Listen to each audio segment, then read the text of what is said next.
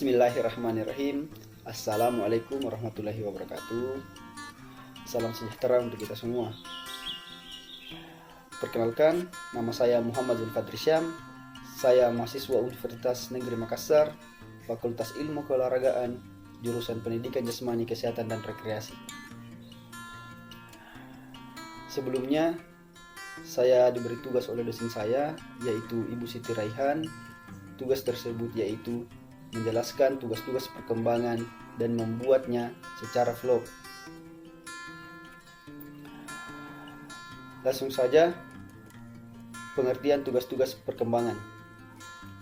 Yang pertama itu tugas-tugas perkembangan menurut ahli. Para ahli banyak berpendapat tentang tugas-tugas perkembangan, tapi di sini saya akan menjelaskan hanya beberapa. Dan ada beberapa teori juga yang menjelaskan tentang tugas-tugas perkembangan. Yang pertama, menurut Elizabeth B. Harlock. Elizabeth B. Harlock menyatakan, tugas perkembangan yaitu belajar menyesuaikan diri terhadap kehidupan baru, belajar untuk memiliki cita-cita yang tinggi, mencari identitas diri, dan pada usia kematangannya mulai belajar memantapkan identitas diri. Yang kedua, Kartono. Kartono berpendapat bahwa eksistensi anak dipastikan oleh adanya segenap kualitas hereditas, pengalaman masa lampau dan masa sekarang dalam suatu lingkungan sosial tertentu dan sebagai produk proses belajar secara kontinu. Adapun sumber faktor-faktor perkembangan. Yang pertama itu kematangan fisik, contohnya belajar berjalan karena kematangan otot-otot kakinya. Yang kedua, tuntunan masyarakat, contohnya belajar membaca, belajar menulis, belajar berhitung, dan belajar berorganisasi. Yang ketiga, tuntunan dari dorongan cita-cita, contohnya memiliki pekerjaan, memiliki teman hidup.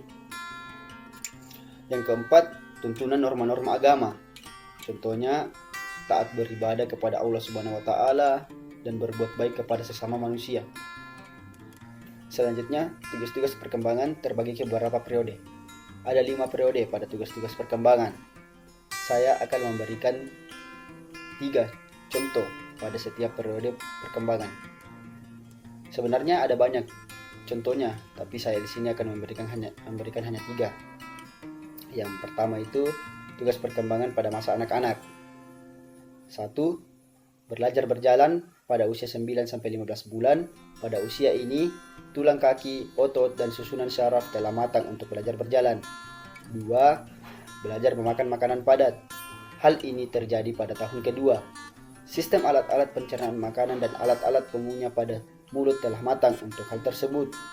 3. Belajar berbicara, mengeluarkan suara yang berarti dan menyampaikannya kepada orang lain dengan perantara suara itu.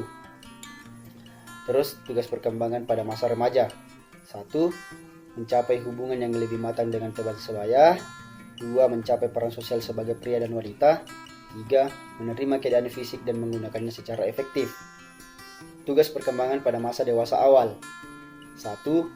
Mampu menjalin hubungan lebih matang dengan teman sebaya dan jenis kelamin lain. 2. Mampu melakukan peran-peran sosial sebagai laki-laki dan wanita. 3.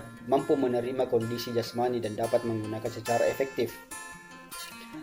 Selanjutnya, keempat, tugas perkembangan pada masa dewasa akhir. 1. Memiliki tanggung jawab sosial dan kenegaraan sebagai orang dewasa. 2. Mengembangkan dan memelihara standar kehidupan ekonomi. 3. Membimbing anak dan remaja agar menjadi orang dewasa yang bertanggung jawab dan berbahagia. Terus yang terakhir, yang kelima, tugas perkembangan pada masa orang tua atau lanjut usia. Yang pertama, menyesuaikan diri dengan kondisi dan kesehatan yang semakin menurun. 2. Memelihara kondisi dan kesehatan. Ketiga, menyesuaikan diri terhadap kematian dan pasangan hidup. Baiklah, itulah tadi teman-teman penjelasan dari saya. Semoga apa yang saya sampaikan ini bermanfaat. Kurang dan lebihnya mohon dimaafkan. Wabillahi taufiq wal hidayah. Wassalamualaikum warahmatullahi wabarakatuh. Salam UNM.